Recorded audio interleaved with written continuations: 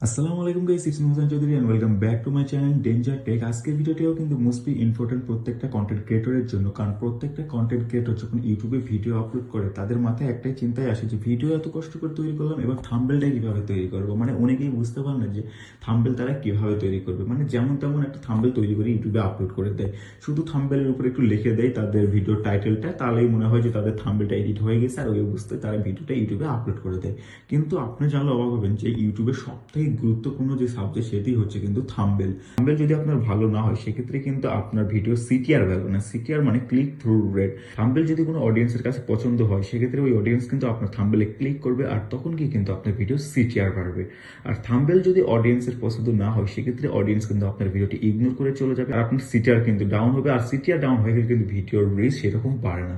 So আপনাকে সর্বপ্রথম জানতে হবে যে আপনার ভিডিওর থাম্বনেল তৈরি করতে হবে কিভাবে এবং থাম্বনেলটি আকর্ষণীয় করতে হবে কিভাবে। সো আজকের ভিডিওটি তাদের জন্য যারা থাম্বনেল মেক করা একদমই পারেন না। সো আমার থাম্বনেলগুলো আমি কিভাবে মেক করি আজকের ভিডিওটি ইনশাআল্লাহ আমি ওটাই দেখানোর চেষ্টা করবো। তো চলো বেশি দেরি না করে সরাসরি স্ক্রিনে যাওয়া যাক এবং আমি কিভাবে থাম্বনেল তৈরি করি ওটা তোমরা দেখো। থাম্বনেল এডিট করার জন্য সর্বপ্রথম আপনারা এরকম থাম্বনেল ব্যাকগ্রাউন্ড পিকচার একটি ডাউনলোড করে নেবেন। ডাউনলোড করে নেওয়ার পর এই পিকচারটিকে আপনারা পিকচার ল্যাব অ্যাপ্লিকেশনে আপনারা ইনস্টল করে নেবেন। সো এখানে ইনপুট করা হয়ে গেলে আপনারা থাম্বনেলের সাইজটা দিয়ে দিবেন ইউটিউব থাম্বনেল।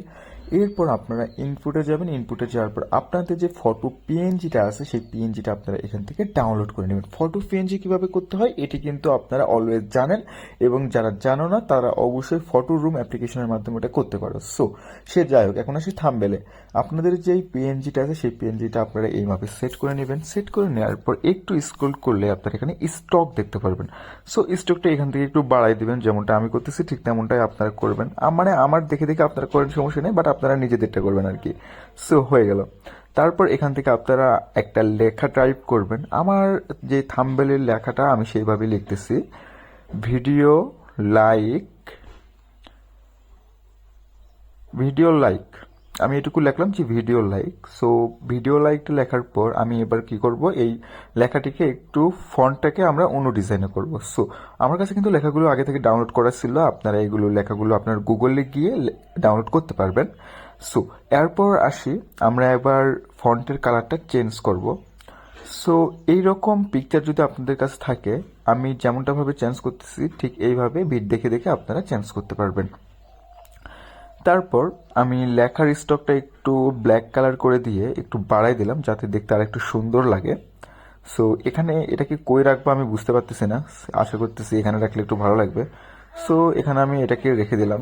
এরপর এই লেখাটাকে আমি কপি করব। কপি করা হয়ে গেলে লেখাটা এখান থেকে কেটে দিয়ে ওই লেখার জায়গায় আমি লিখবো কিভাবে দেখবেন। কিভাবে দেখবেন মানে ভিডিও লাইক কিভাবে দেখবেন। তারপর এই লেখাটিকে হালকা মানে নিজের মতো করে সাইজ করে নিব। সাইজ করে নেওয়ার পর আবার দেখা যাচ্ছে ভালো লাগতেছে না। সো কিভাবে এই লেখাটা আমি শুধু অ্যাড করলাম, অ্যাড করে নেওয়ার পর এটা হালকা একটু বাঁকা করে দিব যাতে একটু দেখতে সুন্দর লাগে। আর এর নিচে লিখবো হচ্ছে দেখবেন, কিভাবে দেখবেন। সো এই লেখাটা আমি একটু রেড কালারে লিখি, কারণ এটা একটু আকর্ষণ বেশি করতে হবে। মানুষের নজর কিন্তু সব সময় মানে সব কালারের থেকে ইউনিক কালারের উপর বেশি পড়ে, যার কারণে আমি দেখবেন লেখাটা রেড কালারে দিলাম। সো এরপরে যে লাইক অপশনটি আছে এটার দিকে আমাদেরকে কিছু একটা কালারটা কাস্টমাইজ করতে হবে, কারণ ভিডিও লাইক এই লেখাটা যদি আমরা একটু কাস্টমাইজ করে নিই সেক্ষেত্রে কিন্তু অনেকটা ভালো হয়। সো ভিডিও লেখাটা লিখলাম, লেখার পর আবার ওটা কপি করলাম, কপি করার পর এখানে লাইক লেখাটি লিখে দিলাম। এরপর এখন আমরা কিন্তু কালারটা চেঞ্জ করতে পারবো। আমরা কালারে চলে যাব। কালারে যাওয়ার পর লাইক যেহেতু হয় ব্লু কালারের, সো আমরা এখান থেকে ব্লু কালারটা সিলেক্ট করব। সিলেক্ট করে আমরা ব্লু কালারটা এখানে দিয়ে দিব, কারণ ব্লু কালারের যদি লাইটটা আমরা দেই সেক্ষেত্রে কিন্তু লাইক লেখাটা যদি ব্লু কালারের হয় দেখতেও অনেক সুন্দর লাগবে এবং মানুষের নজরটাও কিন্তু আকর্ষণ করবে। সো এখন দেখেন যে আমাদের লাইক লেখাটা কিন্তু অনেকটা ভালো লাগতেছে। বাট এখানে যদি আমরা লাইকটাকে বাংলায় না লিখে আমরা যদি ইংরেজিতে লিখি সেক্ষেত্রে কিন্তু আরো ভালো লাগবে। সো যার কারণে আমরা বাংলা লেখাটা এখান থেকে কেটে দিচ্ছি। কেটে দেওয়ার পর এখানে আমরা ইংরেজিতে লিখতেছি লাইক, কারণ ইংরেজিতে লিখতে কিন্তু আরো ভালো লাগে। মানে সব ওয়ার্ডের মধ্যে একটা ওয়ার্ড যদি ইংরেজি থাকে সেক্ষেত্রে কিন্তু লেখাটা দেখতে আরো সুন্দর লাগে। এবার দেখেন থাম্বনেলটা কত সুন্দর লাগতেছে। আমাদের থাম্বনেলের কাজ প্রায় 50% শেষ হয়ে গেছে এবং 50% কিছু আছে, ওইটা আমরা অন্য অ্যাপসের মাধ্যমে করে নিব ইনশাআল্লাহ। পিকচার ল্যাবের কাজ কিন্তু শেষ। ওখান থেকে থাম্বেলটাকে আমরা সেভ করছি, এবার আমরা যাব পিকচার আর্টে। এখানে আমরা এসে পিকচার ল্যাবের যে থাম্বেলটি আমরা সেভ করছিলাম ওই থাম্বেলটি এখানে কিন্তু ইনপুট করব। বাকিটা কাজ কিন্তু আমাদেরকে এখানেই করতে হবে, কারণ মেইন কাজ আমাদের এখানেই। সো থাম্বেলটিকে আমরা এখানে ইনপুট করে নিব এবং আমাদের থাম্বেলে কিন্তু স্টিকার অ্যাড করতে হবে। স্টিকার অ্যাড করার জন্য আমরা চলে যাব স্টিকারে। এবার উপরে আমরা সার্চ দিব ইউটিউব। ইউটিউব লিখে সার্চ দিলে এখানে যে ইউটিউবের লোগোগুলো আছে সেই লোগোগুলো কিন্তু আপনারা দেখতে পারবেন। সো আমরা এখান থেকে একটা লোগোকে সিলেক্ট করে নিব এবং এটিকে মানে জায়গা মতো আমরা এটাকে বসিয়ে দিব যে কোথায় লাগালে এটাকে ভালো লাগে। সো এটাকে আপনারা তিনে চারটা লোগো এরকম নেবেন, নেওয়ার পর কোনায় লাগিয়ে দেবেন।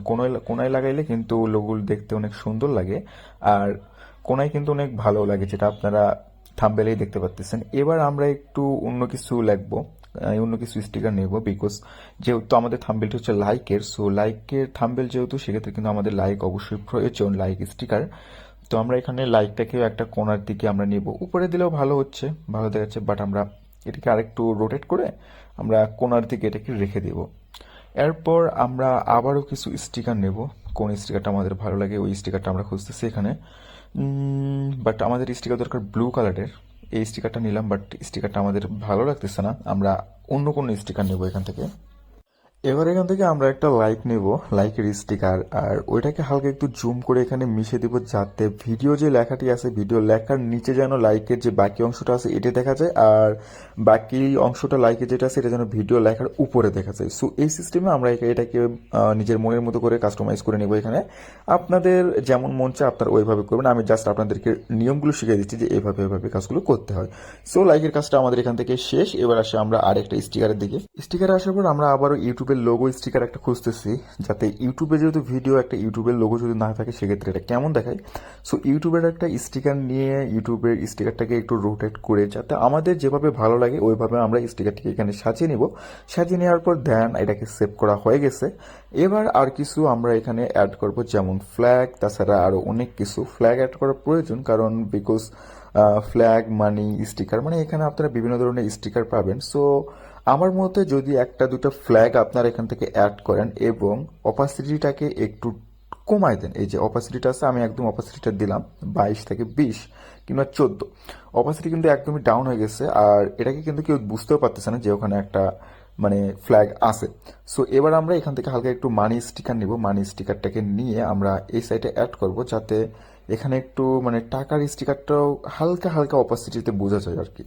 সো এখানে আমাদের কাজ একদমই শেষ, আর পিকচার আর্ট থেকে আমরা ফটোটিকে ডাউনলোড করছি। ডাউনলোড করার পর এবার আমরা উইন অ্যাপে চলে আসবো। এখানে আসার পর এখানের কাজটা কি, ফটোটাকে আরও এইচডি করব আমরা, যাতে আমরা ইউটিউবে থাম্বনেল যখন আপলোড করবো থাম্বনেলটি যেন লো কোয়ালিটিতে আপলোড না হয়, থাম্বনেলটি যেন ফুল এইচডিতে আপলোড হয়।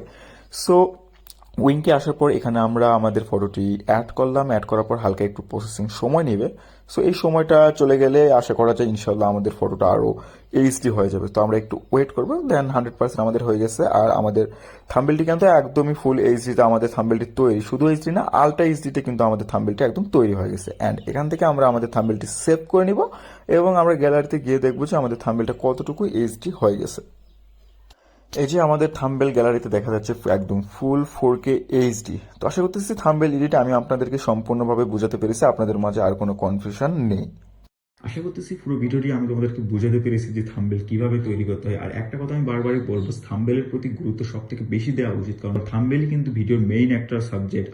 আর থাম্বনেল যদি খারাপ হয় সেক্ষেত্রে ভিডিওতে কিন্তু অডিয়েন্স আসবে না। সো থাম্বনেলের প্রতি গুরুত্ব বেশি বেশি দাও। আর ভিডিওটা হয়তো ইনশাল্লাহ আমি তোমাদেরকে বোঝাতে পারছি যে থাম্বনেল কিভাবে তৈরি করতে হয়। তো আজকের ভিডিওটা ছিল এই পর্যন্ত, দেখা হচ্ছে ইনশাল্লাহ নেক্সট আরেকটা ভিডিওতে। আর এই ভিডিওটি যদি তোমাদের কাছে ভালো লেগে থাকে তাহলে অবশ্যই ভিডিওটিতে একটা লাইক, কমেন্ট আর চ্যানেলটিকে সাবস্ক্রাইব করে পাশে থাকা বেল আইকনটি অন করে দাও।